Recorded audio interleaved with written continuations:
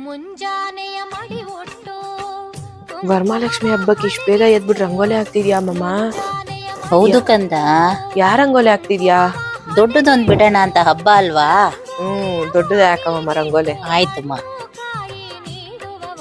ಅಲ್ಲ ಅಮ್ಮಮ್ಮ, ನಂಗೊಂದು ಡೌಟು.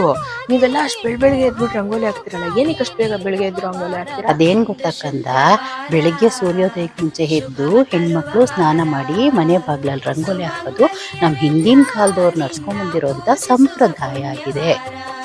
ಅಷ್ಟೇ ಇಲ್ಲ ಕಂದ, ಹಿಂದಿನ ಕಾಲದಲ್ಲಿ ಅಕ್ಕಿ ಹಿಟ್ಟಿಂದನೂ ರಂಗೋಲಿ ಹಾಕ್ತಾ ಇದ್ರು.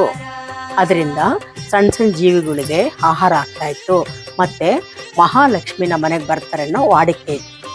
ಇನ್ನೊಂದು ವಿಷಯ ಏನ್ ಗೊತ್ತಕ್ಕಂದ, ಸೂರ್ಯೋದಯ ಟೈಮ್ನಲ್ಲಿ ವಿಟಮಿನ್ ಡಿ ಅನ್ನೋ ಅಂಶ ಸಿಗುತ್ತೆ. ಅದು ಹೆಂಗಸರ ಆರೋಗ್ಯಕ್ಕೆ ಬಹಳ ಒಳ್ಳೆಯದು. ಮತ್ತೆ ವಾತಾವರಣ ಬಹಳ ಶಾಂತವಾಗಿರುತ್ತೆ. ಆ ಶಾಂತ ವಾತಾವರಣದಿಂದ ನಮ್ಮ ಮನಸ್ಸಿಗೆ ಶಾಂತಿ, ನೆಮ್ಮದಿ ಸಿಗುತ್ತೆ.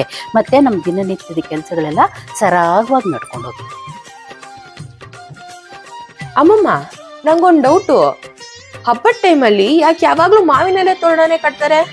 ಯಾಕಂದ್ರೆ ಕಂದ, ಮಾವಿನೆಲೆ ಗಾಳಿನ ಶುದ್ಧೀಕರಿಸುತ್ತೆ ಮತ್ತೆ ಆಕ್ಸಿಜನ್ನ ಜಾಸ್ತಿಯಾಗಿ ಕೊಡುತ್ತೆ.